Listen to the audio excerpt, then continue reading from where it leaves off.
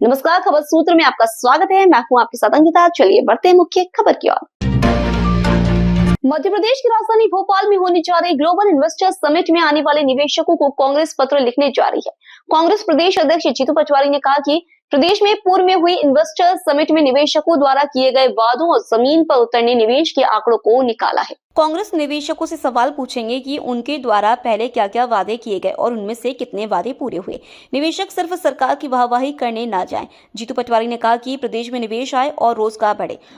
कांग्रेस भी इस मामले को लेकर सकारात्मक है। कांग्रेस प्रदेश कार्यालय में मीडिया से चर्चा के दौरान जीतू पटवारी ने भोपाल में 24-25 फरवरी को होने जा रही इन्वेस्टर्स समिट को लेकर कहा कि हम विपक्ष में हैं और हर बार सरकार की आलोचना करते हुए कमियां बताएं। यह स्वस्थ राजनीति नहीं है। पिछले सालों में हुई इन्वेस्टर समिट में जितने भी निवेशकों को आमंत्रित किया गया है, उनसे प्रार्थना है कि वे सरकार की नीतियों इंफ्रास्ट्रक्चर पर बात करें। सरकार से ऐसी नीतियां बनाने के लिए बात करें जिससे प्रदेश में निवेश बढ़े और रोजगार बढ़े, लेकिन निवेशक पूजा की सुपारी बने, शोभा की नहीं। जीतू पटवारी ने कहा कि निवेशक सिर्फ यहां आकर भाषण देकर चले जाएं और निवेश कुछ न मिले। ऐसा पहले हुआ है। हमने अभी तक हुई इन्वेस्टर समिट और उनमें निवेशकों द्वारा किए गए वादों का रिकॉर्ड निकाला है। इनमें से कितने निवेशकों ने वादे पूरे नहीं किए, ऐसे निवेशकों से सवाल पूछेंगे। निवेशक सिर्फ सरकार की वाहवाही करने ना आए। जीतू पटवारी ने कहा कि प्रधानमंत्री पहले भी 2 इन्वेस्टर समिट में आए हैं और उन 2 समिट में कितने प्रस्ताव जमीन पर उतरे उसके आंकड़े हम निकाल रहे हैं। इंदौर से खबर सूत्र के लिए संजना प्रियानी की रिपोर्ट। मध्य प्रदेश का चेहरा कलंकित भारतीय जनता पार्टी ने कर दिया। वो चाहे व्यापम का कांड पुराने समय पे हुआ हो या अलग अलग समय पे अलग अलग करप्शन की नई जो विधाएं निकाली भारतीय जनता पार्टी ने, वो चाहे नरसिंह की हो, चाहे हमारे ये भी सौरभ शर्मा वाला केस हो, चाहे इससे पहले जितनी भी भर्तियां, नियुक्तियां, परीक्षाएं इसके मामले हो, चाहे कर्ज से लेकर जो राजनीतिक रूप से कैसे लूट होती है पैसे की, आर्थिक राशि की, उसकी बात हो, या चारित्रिक रूप से पूरे मध्य प्रदेश के सभी भारतीय जनता पार्टी का जो अमर्यादित चेहरा बना है राजनीतिक रूप से, ये मध्य प्रदेश को कलंकित करता है। क्योंकि जनता ने जो मैंडेट दिया, जो जीता वो सिकंदर, बीजेपी आज सत्ता में, हम विपक्ष की ईमानदार विपक्ष का दायित्व निभाना चाहते हैं और मैं मानता हूं कि 1 साल से हमने सकारात्मक एक विपक्ष कैसा होता है उसका पूरा 100% प्रयास किया कि हम बीजेपी को सहयोग करें, बीजेपी की सरकार को, ये प्रदेश की सरकार मोहन यादव जी को सहयोग करें कि वो एक अच्छी सरकार दे और जो वचन पत्र, जो संकल्प पत्र दिया उन्होंने उसको पूरा करें। पर मोहन यादव सरकार का जो काम करने का तरीका है वो इसके पूरा उलट है, विपरीत है। में करप्शन के अगेंस्ट लड़ाई लड़नी है तो 300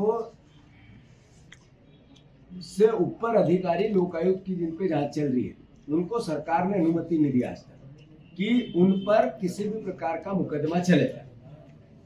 जो आवाज उठाते हैं इस बात की, विपक्ष की भूमिका निभाते हैं, सरकार को संज्ञान में लाते हैं कि इस सरकार में ये कमी है और ये दूर होगी तो प्रदेश का भला होगा।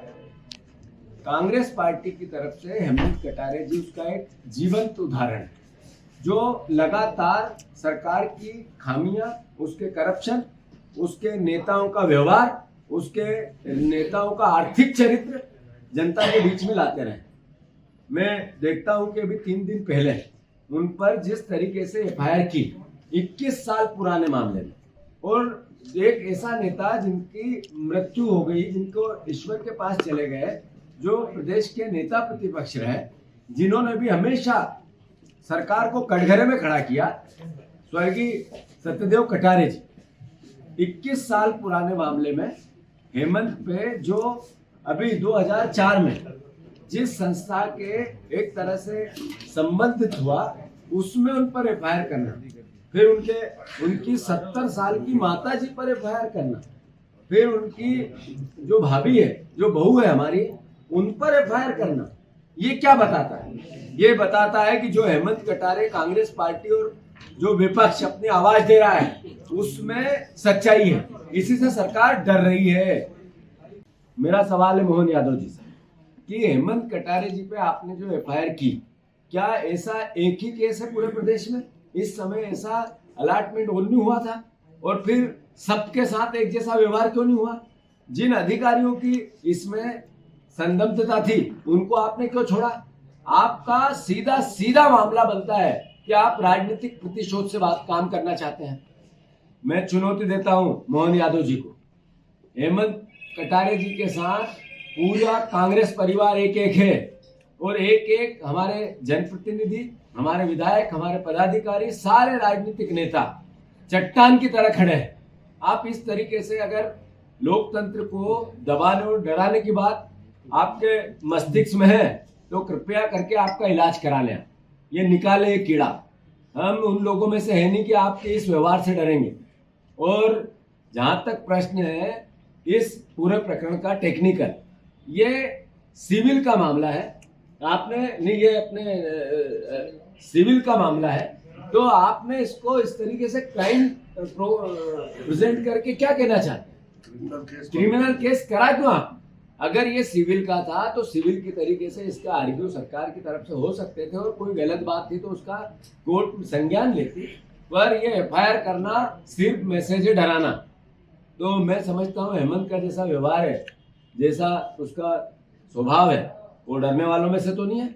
अरे सच तो ये था कि प्रेस कॉन्फ्रेंस लेके उन्होंने कुछ साक्ष्य दिए और भूपेंद्र सिंह ने कहा मैं राजनीति छोड़ दूंगा। कुछ दिन से चुप हो गए, आज वो राजनीति कहाँ है, छोड़ी कहाँ है, इस्तीफा कहाँ है?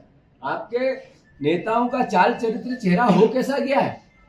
करप्शन इतना कि सौरभ शर्मा के केस में पूरा लोक आयुक्त और पूरी भारतीय जनता पार्टी की सरकार सिर्फ इसमें लगी है कि रफा दफा कैसे हो जाए, जो बड़े मगरमच्छ है उनको छोड़े कैसे, जो वो लाल डायरी है जिसमें सबके नाम है वो सार्वजनिक कैसे नहीं हो।